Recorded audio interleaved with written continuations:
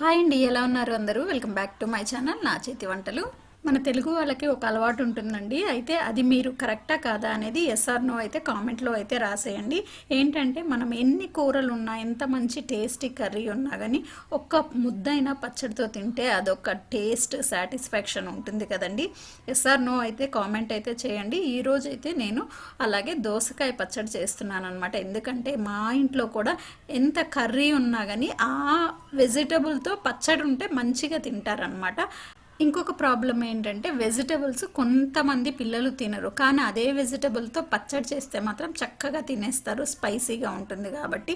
So ఈరోజు అయితే నేను దోసకాయ పచ్చడి అయితే సింపుల్గా ఎలా చేసేయాలో చూపించబోతున్నాను. వీడియోని అయితే స్కిప్ చేయకుండా మొత్తం వీడియో అయితే చూసేయండి. ఇక్కడ చూస్తున్న ఇంగ్రీడియంట్స్ అండి. ఫస్ట్ వచ్చేసి మెయిన్ ఇంగ్రీడియంట్ ఒక మీడియం సైజు దోసకాయ అనమాట. పీల్ చేసేసి ముక్కలుగా కట్ చేసుకున్నాను.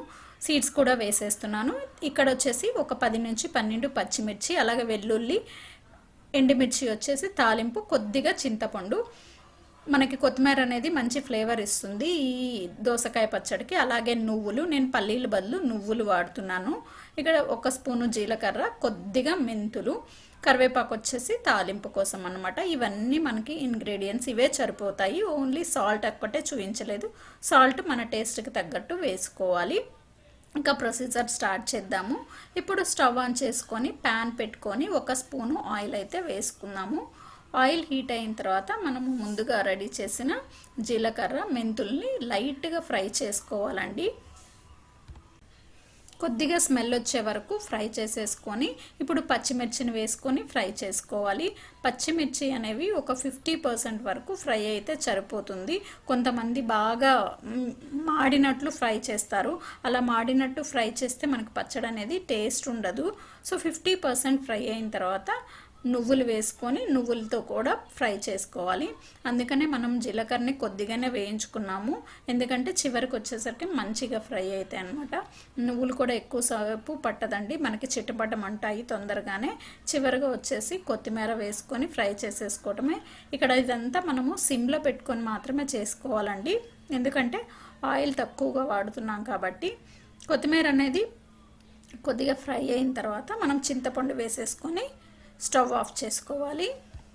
చింతపండు ఫ్రై అవసరం లేదండి, ఆ వేడిగా కొద్దిగా మెత్తబడితే మనం మిక్సీ గ్రైండ్లో వేసినప్పుడు చక్కగా పేస్ట్ లాగా అయిపోతుంది. ఇప్పుడు స్టవ్ ఆఫ్ చేసుకొని మిక్సీ జార్లోకి తీసేసుకొని ఆరబెట్టేసుకోవాలి. వేడి మీద మాత్రం మిక్సీ వేయకండి. ఈ మధ్య ఒక ఇన్సిడెంట్ అయితే జరిగింది.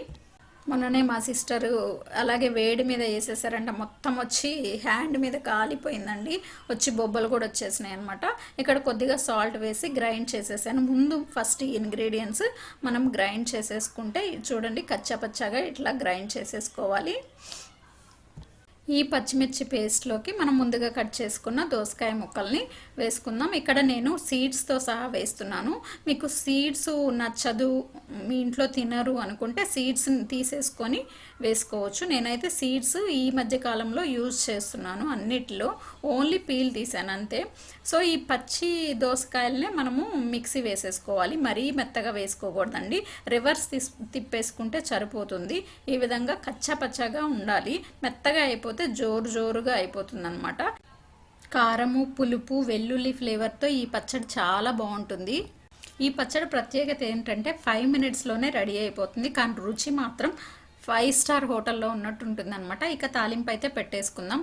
అదే ప్యాన్లో కొద్దిగా 2 స్పూన్లు ఆయిల్ వేసేసుకోండి. దీంట్లోకి చిన్నులపాయలు, నేను చిన్నులపాయలు గ్రైండ్ చేయలేదు, తాలింపులో మాత్రమే వేస్తున్నాను, ఎందుకంటే ఆ ఫ్లేవర్ ఘాటు తరిగి పిల్లలు కొంతమంది తినరు కాబట్టి. సో ఇట్లా తాలింపులో వేస్తే పెద్దవాళ్ళు అయితే తినేసేయచ్చు. తాలింపులోకి ఎండుమిర్చి, చిన్నులపాయలు, ఆవాలు, జీలకర్ర, మినపప్పు కొద్దిగా ఎక్కువ వేసానండి, ఎందుకంటే మనం తినేటప్పుడు ఫ్రై అయిన మినపప్పు నోటికి తగులుతూ ఉంటే మంచి టేస్టీగా ఉంటుంది. కరివేపాకు 1 రెమ్మ. ఇవి ఫ్రై అయిన తర్వాత ఈ వేడివేడి తాలింపు ఆయిల్ అనేది పచ్చళ్ళలో వేస్తే అదొక మంచి అరోమా వస్తుంది, స్మెల్ అనేది గుమగుమలాడుతూ ఉంటుందన్నమాట. వేడివేడి అన్నంలో నెయ్యి వేసుకొని పచ్చడి తింటే ఒక్క ముద్దతో ఆగరు, ఇంకో ప్లేట్ అన్నం గ్యారంటీగా తినేస్తారు. అంతేనండి, 5 నిమిషాల్లో రెడీ అయిపోయి ఈ నోరూరించే దోసకాయ పచ్చడి రెడీ అయిపోయింది. మరి మీ ఇంట్లో దోసకాయ పచ్చడి ఎలా చేస్తారో కామెంట్ అయితే చేసేయండి. మరి మీకు ఈ రెసిపీ నచ్చితే వీడియోకి లైక్ చేయండి, షేర్ చేయండి. ఇంకా ఇలాంటి రుచికరమైన తెలుగు వంటల కోసం సబ్స్క్రైబ్ చేయడం మర్చిపోవద్దు. Thank you for watching this video.